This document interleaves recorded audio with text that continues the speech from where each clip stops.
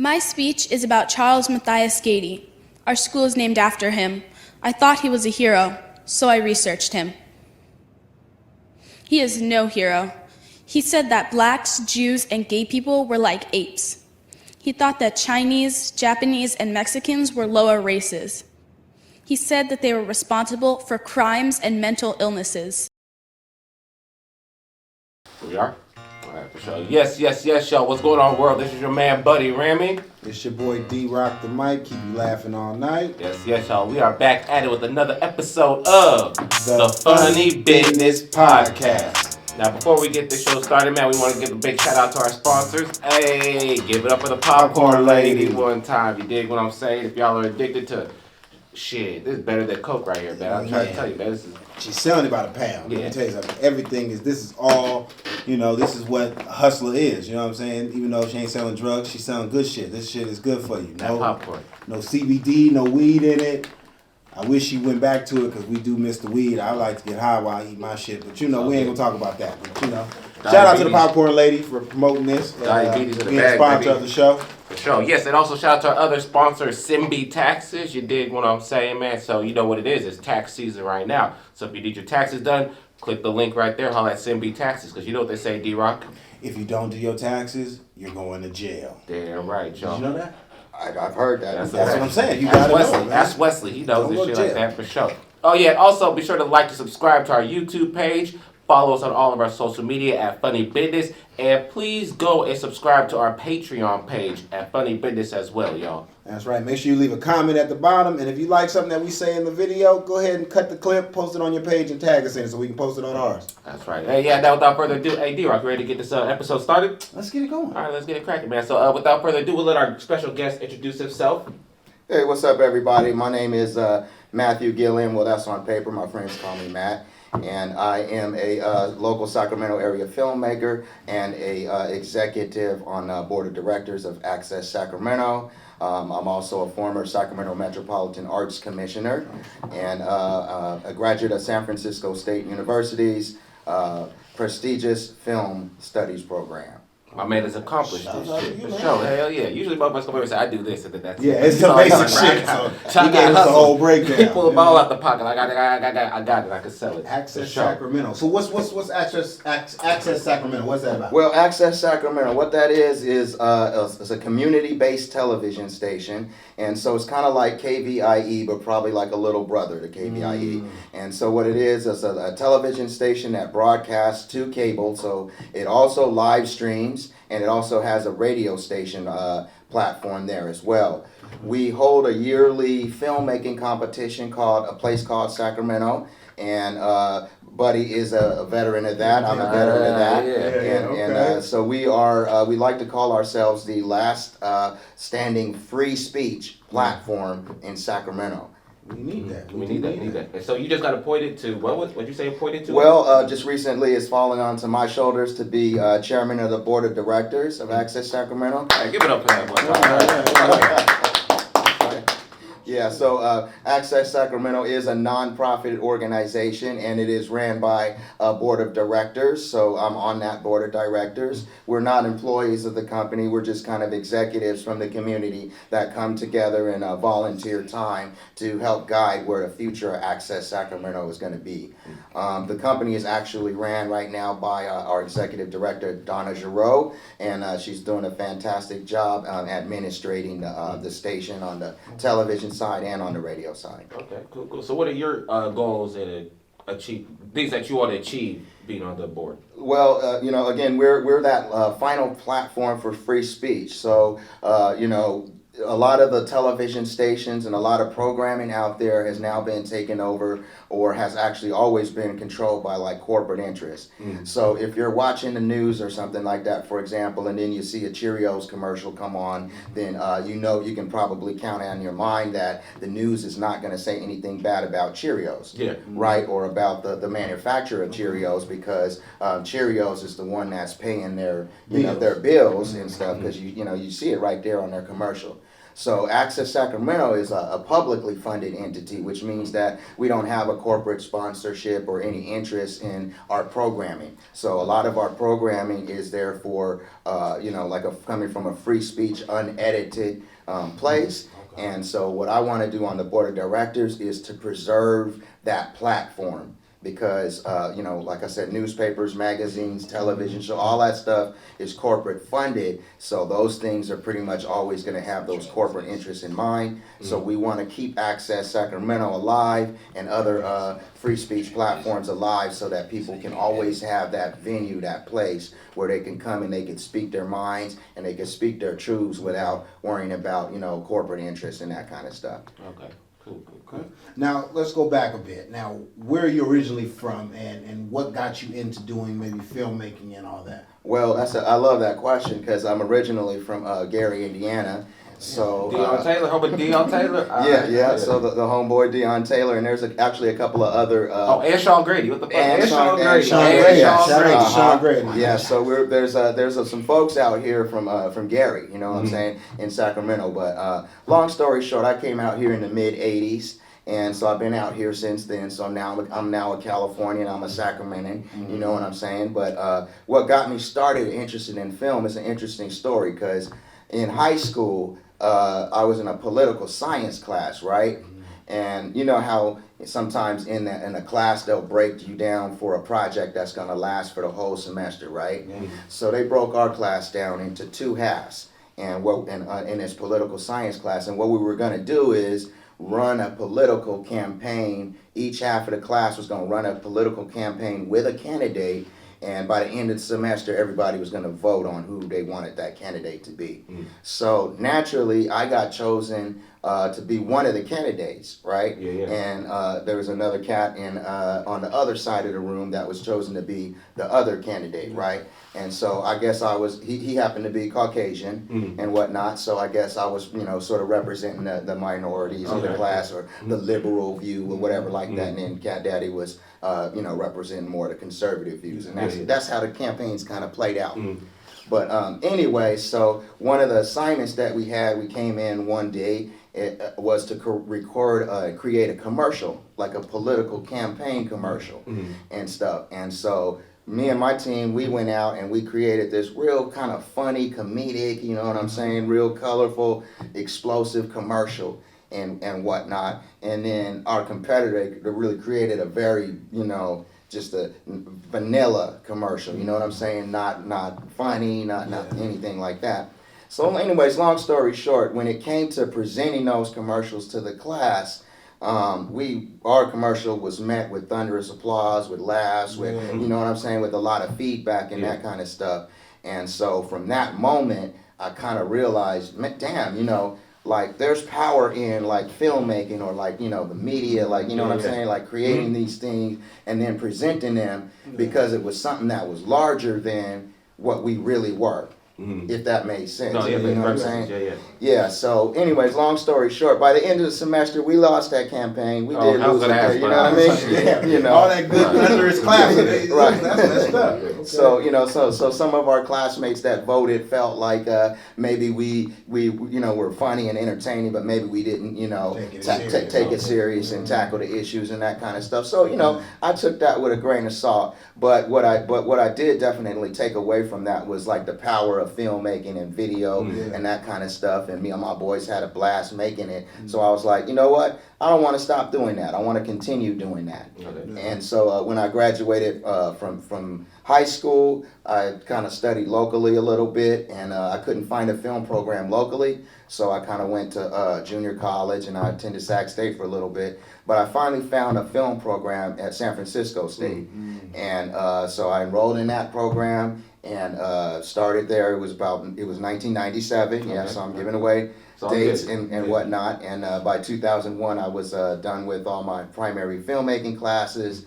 And I entered the filmmaking world with my very first video, which was a instructional yoga video. Okay. I'm sorry, not yoga, but it was Tai Chi. Okay, Tai Chi. Tai Chi. Okay. So that was my very first entry into like, you know, professional filmmaking. Okay. Okay. Do you still have that? Do you still have the Tai Chi video? You know what? That Tai Chi video is kind of banned on this, on this continent, and I'll tell you why. Because the teacher of that Tai Chi video kind of fell out with the Tai Chi International the Tai Chi circle, okay, right, and that kind of thing. I guess so. Bruce Lee kind of ran into that problem as well, teaching kung fu or something like that. So that video was unfortunately pulled off the shelves and whatnot. But it was a good video though. That's dope though. Did you have like, so you got into filmmaking doing that for political science?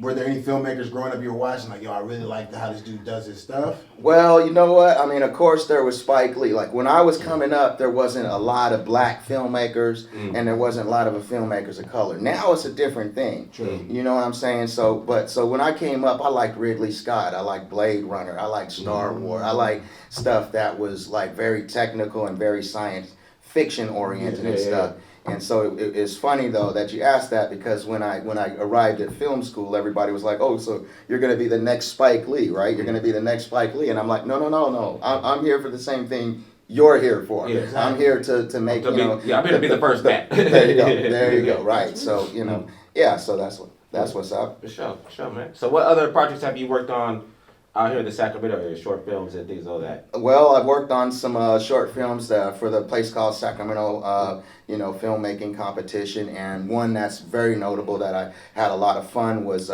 it's called By Any Other Name, and what that film is based on a true story, and it was about the renaming of Gady Middle School to Rosa Parks Elementary School. And here's the skinny on that. There was the person that the school was named after, Charles M. Gady, was found to be a supporter of eugenics.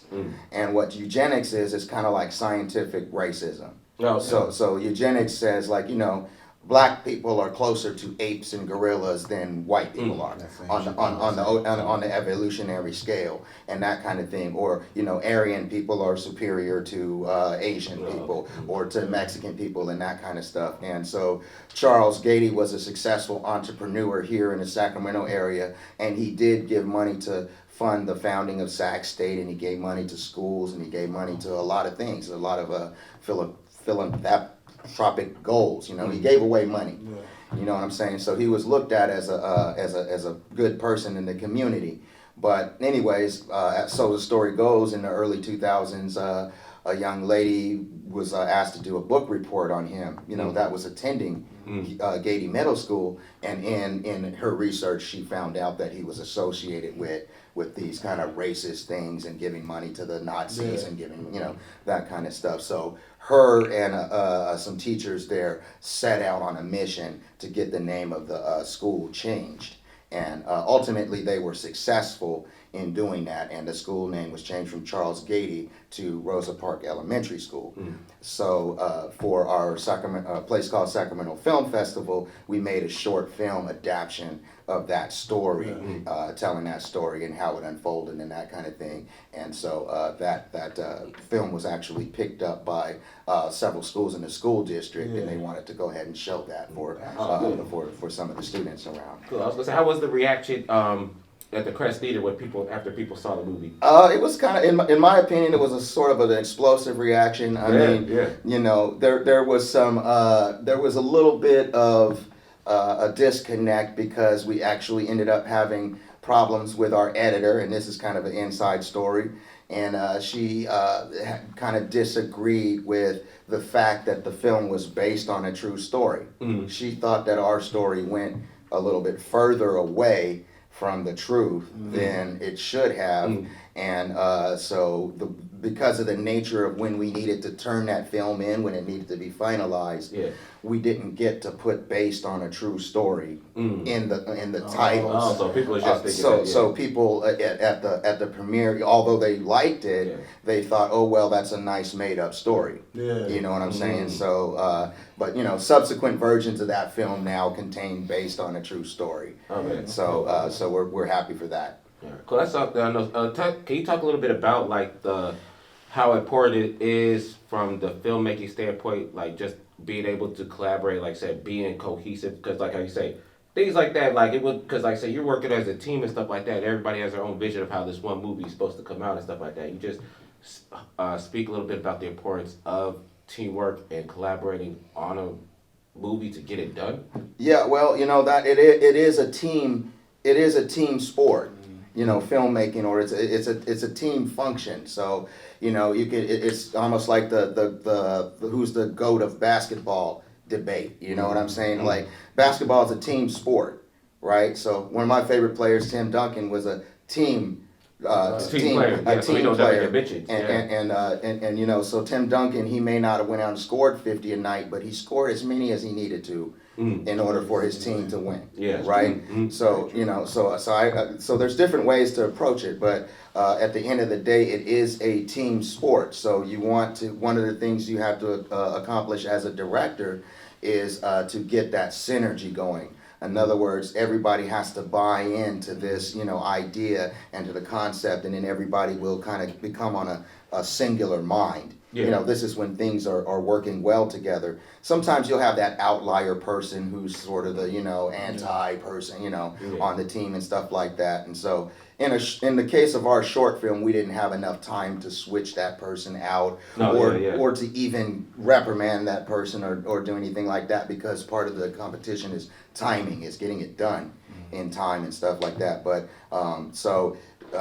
what you want to do in collaborative filmmaking is to kind of just set that tone, set that pace, get everybody on the same page, and then you're going to have a bigger outcome than what you imagined. So with our film by Any Other Name, when we sat down and we thought we're going to make this thing and it's going to be kind of great and stuff, and then by the end of the process, this thing that we had imagined to be this ended up being this much bigger thing. Because when we let the art department rip loose and they started putting up banners that were appropriate for the movie, and they started creating like a portrait art of Charles M. Gady. One of our art guys just produced a beautiful portrait of Charles M. Gady, and of course we were painting him in a negative light, so it had sort of a sinister look to it and whatever like that. But that wasn't something that I thought we were gonna crank out for this movie when we first sat down to start planning it. So the idea is that things will get bigger and better as you release the creatives involved to do their thing. But you can't release them to do their thing until everybody's on that same page. So once they're all on that same page and whatnot, then you can go do what you're gonna do. And so makeup department comes back and they have some amazing makeup going on, in wardrobe department they have some appropriate 2000 era costumes and that kind of stuff. So once you get everybody on that same page, then things just kind of explode. Good. Dope, man. That's what it's all, a collaborative effort and stuff like that. So yes, sir. Well, let me ask you this. Okay, so the film competition. How does a person enter that film competition? When does it actually start? And we'll go from there. And I got some more questions. But let's go from there. Well, yeah, sounds good. So our filmmaking competition is unique in the way that we're not asking you to present a finished film. Rather, what we're asking you to do is to present a finished screenplay. So it actually starts as a screenwriting competition. So we get about 100 screenplays submitted, and we select 10. And when I say we, I mean Access Sacramento. We select 10 of those screenplays and as a green lit projects, right? And then so once those 10 individuals are notified, then the process begins for them to start to make their films. And what do we give them is, we give them $1 million insurance policy. So that means if they're out filming somewhere and something happens, and then they're covered in terms of injury or loss of equipment and that kind of stuff. We also provide film permits from the city. So if you need to use a certain part of the city or whatever, then we will help you to get the That's one of the biggest things. And another thing we provide you is a cast and crew call. So there's a certain date that happens, and all of our local area actors and filmmakers, directors, camera operators, sound folks, art people, makeup artists, wardrobe, all of these folks kind of show up to this cast and crew call, and our 10 winners get an opportunity to pitch to these 200 or so folks, their ideas for their film, and then the opportunity to create teams happens there, and that's around March, in the March area, right? Yeah, it's about March, and then the premiere is in like September, I think. Or September, October. Late September, early October. So what happens is that once these folks all formulate teams, they have the entire summer to create the film, finish it, and then submit it to Access Sacramento. Like Buddy's saying, in early October, we have a big film festival that's usually at the Crest Theater, and we have normally around 900 or so people show up to this premiere, and then show these 10 completed films. And so we've had folks going all the way up to Hollywood through creation of these films. Some folks don't really go anywhere. They just kind of get to, live out the dream of, hey, I made a film and that kind of stuff. Yeah. But it's still, in my opinion, the most prolific film festival in town, although there are other festivals. But it's the longest one, too. It's been going on for like, what, 25 years? Yes, it's closing in on 25 years. Okay, and we have some folks that have been participating for almost almost 20 years and that kind of stuff. So, so for some people, they look at it as a launch pad and that kind of stuff. And then other people look at it as just an opportunity to, to act or to operate the camera and do it on a project that's like, well, I don't want to say budgeted, but a project that's supported with insurance and permits and those kind of things. So, yes, sir. Okay, all right. So let me ask you this. All right, so then they do this. So screenplay is really just a script. They have to have a script written out and send it to you, have you check it out. Correct, yes. Okay, and then with that, and then does the film have to be a certain amount of time? Is there anything like that? Well, yeah, so the 10-minute screenplay translates to a 10-minute film. So for those of you guys that don't know, the way that... Hey, and that's hard to gauge, too, because some people will look at it this, like, it's different, you know what I mean? Because especially if you got, like, a lot of action in it, it's going boom, boom, boom, boom, boom, boom. But if there's dialogue, that mug going to dry out. You're going to look at this script and be like, this is a 10-minute script, and then you're going to look at it, you're going to film it like, yo, this is like a 20-minute script. Right. So, so depending on how that pacing and things go like that, then, we can end up with something that's bigger, and then folks have to cut it down because that presentation time limit that they have to for the film is 10 minutes. So why 10 minutes though? Why not let it be 15, 20? Well, it's just too long to watch. That's just standard, I think. Yeah, it's kind of become the standard because if we have 10 minute movies, that's 100 minutes, right? And so, asking people to come in and watch, non-professional, short films, for a long time. You don't want to probably go, 20, 30, a feature length for each one, right? So we found that, in reviewing these films, that 10 minutes was kind of like a tolerable time. Yeah, then when you talk about the aspect of what it takes to like make the movie, the production, stuff like that, that's a good fair amount of time because you got the whole summer and stuff like that. Because a lot of people don't understand the work that it takes to make a movie, especially like just the filming of it, all the stuff that could go wrong on set, and then the post-production. Post-production is long as much because then you got to go back and I have to go reshoot this, So yeah, 10 minutes, that's just a good amount of time to figure out if I want to do this or not professionally. That's about a good enough time to get a good idea of, all right, I'm going to either take this serious or I'm going to just not do this at all no more. So it's like a stand-up comedy, 5 minutes. Okay. Get your out 5 minutes. Get your 5 minutes off. Speaking of comedy, bro, this man, because one of the hottest open mics back in the day was Nutty Monday.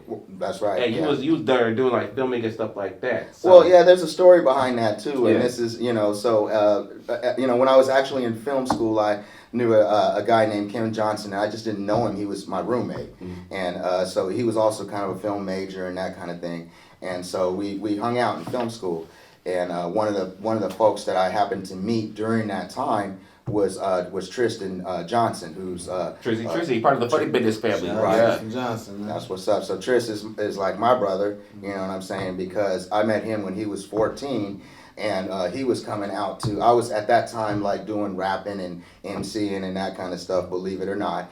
And Tris came out to hang out with his brother and me at one of the rap shows and stuff. And he was 14, but this dude was already like twice my size. You Oh, know what I mean? yeah, He was yeah, already, yeah, he yeah. didn't look 14 and that kind of stuff. And so, but anyways, long story short, so we kind of drifted apart a little bit over some years and stuff like that. And then next thing I knew, I got hit up by Tristan. I'm like, hey, what's up, Tris? You know, what's good? And he's like, yeah, I'm doing comedy now and everything, and I'm gonna start doing this this comedy room called Nutty Mondays and stuff. And I said, oh, comedy, bro? Like, really?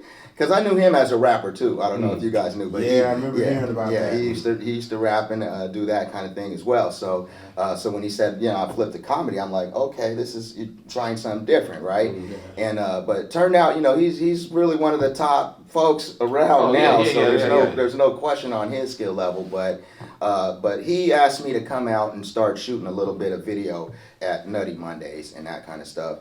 And to be honest, I was kind of lulling in my career a little bit. I was kind of moving away from filmmaking and stuff, and I was doing like HR professionally by the day, and I was, you know what I mean? I was good. I had a paycheck, I had insurance, I could go to Kaiser if I was sick, you know what I'm saying? I had a 401k, I had all these things. So I was like, well, filmmaking, it's not very big in Sacramento, so I'll just keep that as a hobby. But anyways, long story short, Trish brought me back kind of into the fold, got me kind of back into, the social scene and stuff like that. And so I was happy to be the kind of primary videographer and marketing person for Nutty Mondays. And we seen some heads come out of Nutty Mondays. We seen Lance Woods come Lance out. Woods Mikey came out. Winfield been through there. Mikey Winfield, yep. Didn't Shabazz come through there? Who? Shabazz? Yes, Kyrie Shabazz came yeah. through.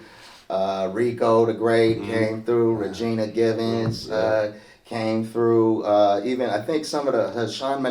I mean, there might have been nights when some of the Arab comedians, a lot of comedians came through there, worked out. Yeah. Shout out Adam Shorty Reyes. That's my boy too. Yeah. Shout out to Shorty. Shorty. But pretty much, Nutty Mondays was that.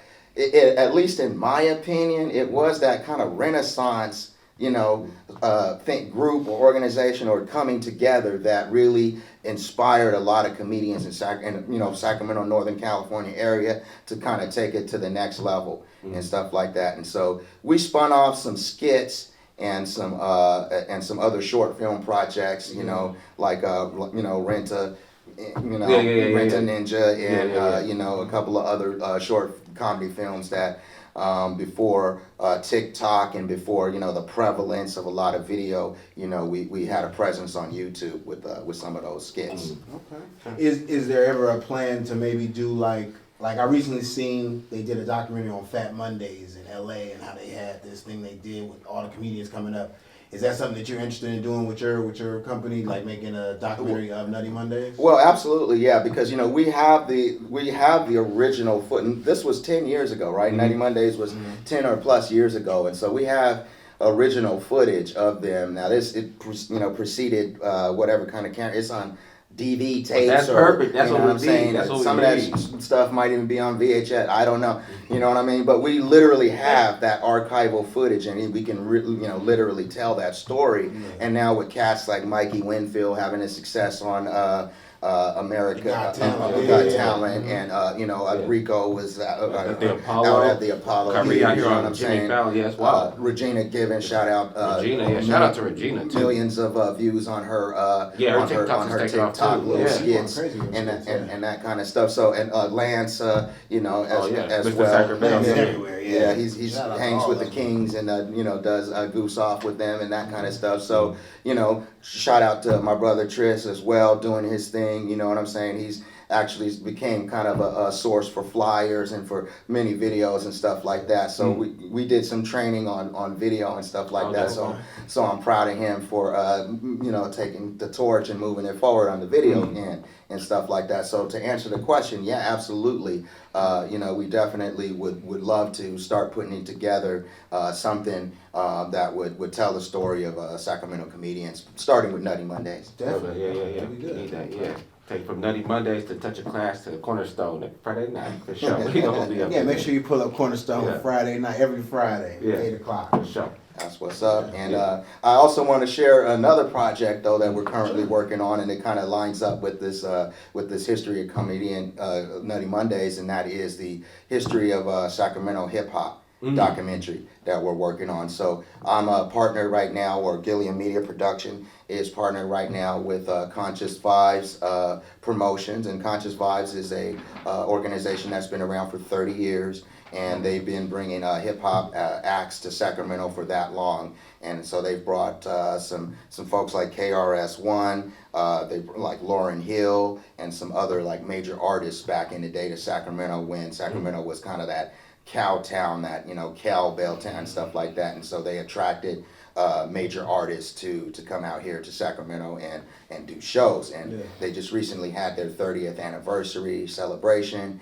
and so we started to shoot some film on that history of Sacramento hip hop documentary. And so we talked with DJ Tone Pesci and DJ Racer X and a couple of other folks. We're slated to get interviews from Cedric Singleton, who is the CEO of Black Market Records. If you go back, the Black Market Records was the ones that introduced like Sibo and Brother Lynch Hung and that kind of, and some artists that were kind of back from my day. We're also looking forward to tell a story, and we're inviting like Mozzie and Lavish D and some of the other rappers on that end to, you know, the newer rappers to tell their story and add that into there.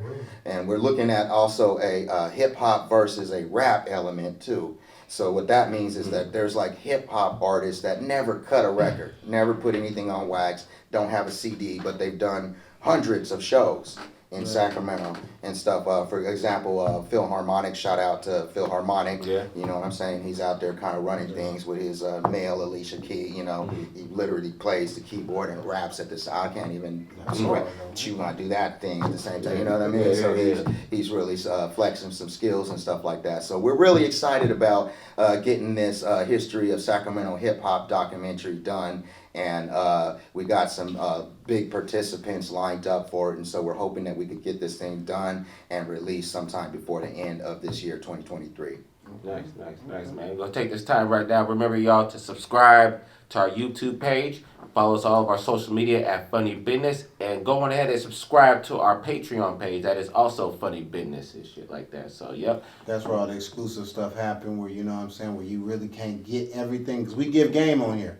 But you can't get all the game on YouTube, all right? You got to subscribe to the Patreon. That's going to get us some money. That's going to get you some game. And we all going to make something out of this, all right? Keep it popping, and shit like that. So besides that, what else you got going on with the Guilliam Productions? Well, we're also shooting this thing. I'm a big gamer, you know what I'm saying? So I've been playing games literally since Atari, bro. Like literally since Pong. You know what I'm saying? So I've had the Atari 2600, I had the Nintendo Entertainment, I had the Super Nintendo, I had the Sega Genesis, I had the GameCube, so the list goes on, right?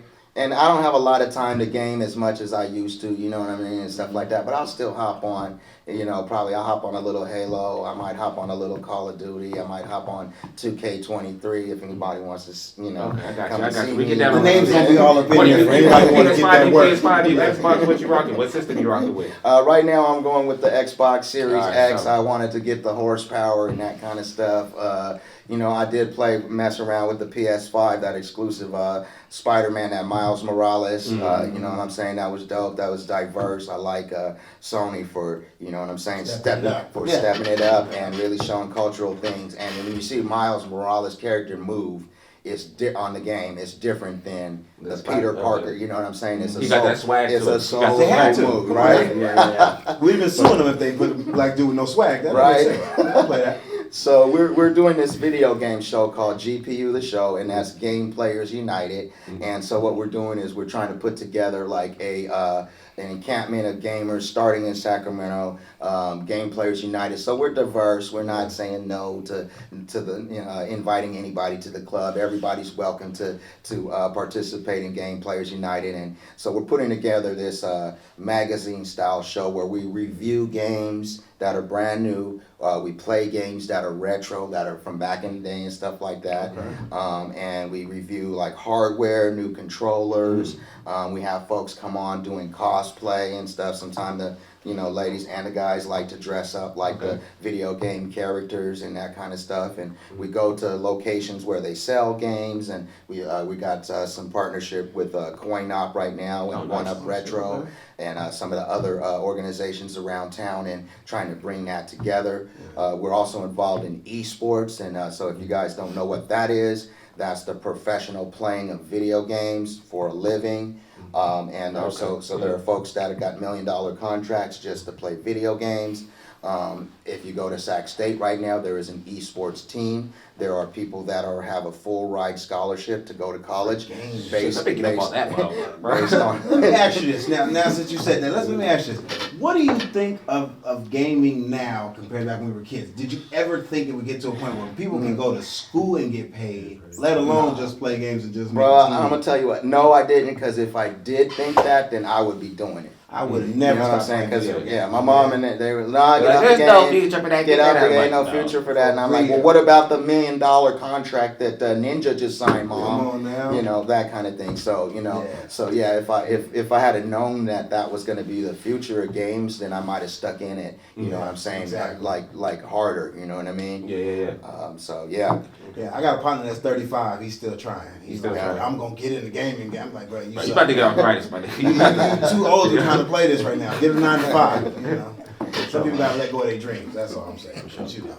You run your production company out of like a studio, or how you? Well, right now we're just based in kind of an editing suite type of thing, because a lot of times our production happens like on location. Facts. Yeah. So earlier today I shot a sort of religious show called Divinely Me Ministries, and so we just kind of go to their church location, or to the gaming center, or to wherever events are happening like that for right now. We're hoping to get a full size studio in the near future and things like that. So our current facility is like a podcastable size, you know what I'm saying? But mostly what goes down in there is hardcore editing. Of course, yeah. You know what I'm saying? And we take a break and play some games and like that sometimes. Cool. Yeah, I definitely want to be a fighter. I want to play some games. Yeah. I'm not going to be good. Don't get me wrong. I ain't played games in a long time. I lose, but I want to play. Yeah, man. Hey, I think we are about to wrap it up, man. We appreciate you sliding through. We also appreciate you, man, always coming through and supporting like the Mogul Meetup and stuff like that. You know what I'm saying? That if y'all don't know, the Mogul Meetup is our networking event that we throw at the end of every month for anybody that's an actor, filmmaker, or just a creative in the Sacramento area. And we do that in Old Sacramento. And Matt, he's been there a couple times just showing love, so we appreciate that. Yeah, man. And I just, I want to thank you guys and give you guys a shout out for providing a platform and an opportunity for creatives, diverse creatives to kind of come together and, make that networking happen. We were, interestingly enough, having a conversation at the last place I was at, and it was, pertaining to, knowing people online versus really knowing people. And so my guy was somewhere at some social event, and there was a woman there, and she got a little bit mad at him, and he was like, "Wait a minute, why are you mad at me?" And she was like, "Because you know me, I'm your friend on Facebook, right?" And he's like, "Yeah, but I've never met you, in real life, in real part, you know what I mean?" So anyway, so the funny business, the networking opportunities are important because knowing somebody in a physical way, you know what I'm saying, it is different. So so if those people that have 5,000 followers on social media, but you don't know anybody, I mean, that is what it is. You know what I'm saying? You can play that numbers game, but I think what really matters in real life is who you really know, and what you can really do, because you can't gauge what you could do off of a fantasy number, right? I could go pump up my Instagram account, I could just pay and have more followers or whatever like that. So that doesn't necessarily mean anything. So again, I applaud you guys for creating opportunities for people to literally physically meet and come together, because that's how things move forward in real life. Definitely. Well, like I said, man, we learned it from filmmakers like you, bro, because like I said, you was one of the first people to put me on and put me in short films and give me the opportunity to just help write on a script and shit like that. So it's like I said, we pay it forward, man, and that's all we do out here. Definitely. Yeah. But before we go, because we do have to do this, we do this with every person that comes. We're gonna do 2 different Mount Rushmores because we always do a music one. But we also want to know who is your inspiration or people that you would like to work with, or if they're passed away, maybe you would love to work with them. Who are your 4 Mount Rushmore film people? Well, you know, Spike Lee. I've come full circle. I did not want to be associated with Spike Lee when I was in film school. When I look back at his work, and man, it's so brilliant, it's so groundbreaking, it's so unique, right? He created a lot of cinematic devices. Ridley Scott did Alien, you know, and a slew of other Blade Runner, and a slew of other films. I like that dark sci-fi, techie type of stuff.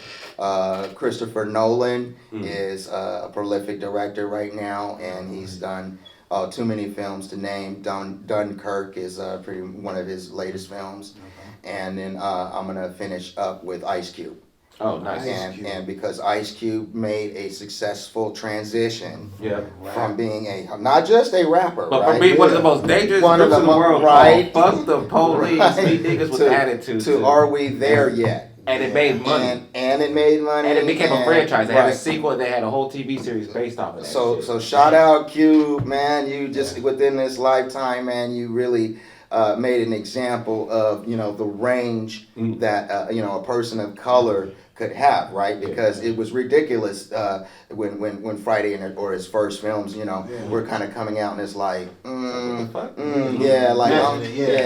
that's not gonna keep going. He's gonna hit. He's gonna stop. But no, Cube Vision is still alive and strong, and he's cranking out good stuff. Players Club was one of my favorite films. Low budget film, but Black classic. Huge message. It's relevant today. Think about it.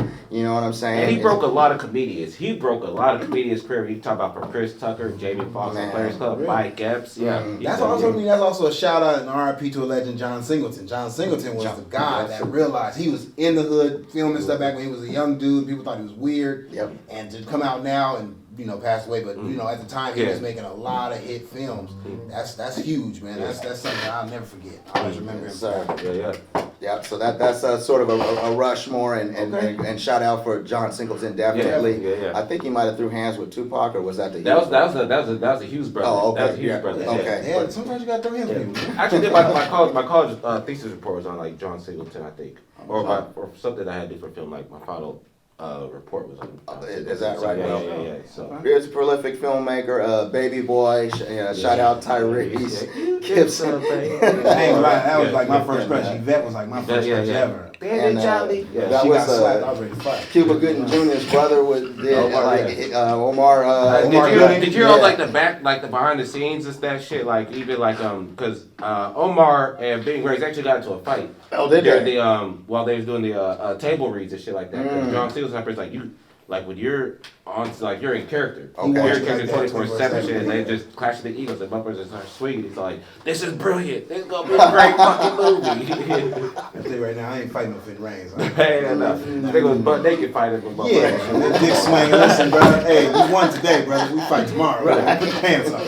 No, I feel that. Okay, so that's that. Now let me get your 4 hip hop. Like, you know, everything always go together. Filmmaking coincide with music. What's your 4 dead or alive best artists? Oh man, yeah. Well, it starts with Nas for me. Okay. You know, Nas, one of the early rappers. You know what I'm saying? Still active today. Yeah. He's had kind of a few births or rebirths and a few deaths. Had some terrible albums, but then he bounced back and then hit with like another legendary classic or something like that. And Hit Boy, shout out to him because he's someone from this generation that found a way to bridge the gap to a old head to a legend, and I think helped to keep him going. And so that much like the way that Tristan Johnson kind of came and got me kind of back active into the into the filmmaking and that kind of stuff. So Nas is up there, and so I'm dated. I'm an older cat, so you know what I'm saying. So I'm gonna put Tupac up there as well. As a legendary hip hop on my Mount Rushmore, and I hate to do it, But just out of acknowledgement, I'm gonna put Jay-Z on there as well. A financial genius, somebody who understood the marketing game, a guy who was ruthless and pushed other people to the side in order to promote himself. And it worked for him successfully, and he ended up, of course, with one of the top dimes, not top notches women in the industry. She's, you know, multi-millionaire, whatever like that as well. And last person I really don't want to put on this mountain, but he has had an unnaturally long ride at the top of hip hop, and he's still kind of going on and on with it. His auto-tune antics were, when they first came out, they were kind of very corny. They were anti hip hop. Wu-Tang would have called it rapping bullshit, you know, because they didn't like. Wu-Tang didn't like mixing R&B and rap and stuff like that, but it's the unnatural character Drake. Okay. Only because he's earned, arguably billions of dollars, you know what I'm saying, in selling records and figured out some kind of formula and that kind of stuff. I don't think he's a lyrical king or anything like that, but I just think that he's been successful and that has pointed, people of color, have been able to kind of witness that formula that he's had for success, whether they love it or they hate it. So. Cool. Yeah, we ain't mad at this shit like that. So now y'all know the Mount Rushmore of film and music for this gentleman right here. And, certified lover boys out there, y'all should be excited. Cause y'all just so is her loss. Yeah, y'all all in Marvin's room. I see y'all. So is her loss. I see y'all. Right. 21. How you do something for sure. I was gonna say Tekashi 6ix9ine. Get the fuck out of it. Hey, that's the funny thing. This camera has a thing when you say that, it cuts off automatically. You don't hear that shit. Self-edit that. So yeah. No, but you ready to wrap it up and shit? Yeah, For sure. Yeah. So one more time, y'all. Shout out to our sponsors. Popcorn Lady, you dig what I'm saying? We got popcorns by the pound and the gram and the kilos. If you need it, hit up the number.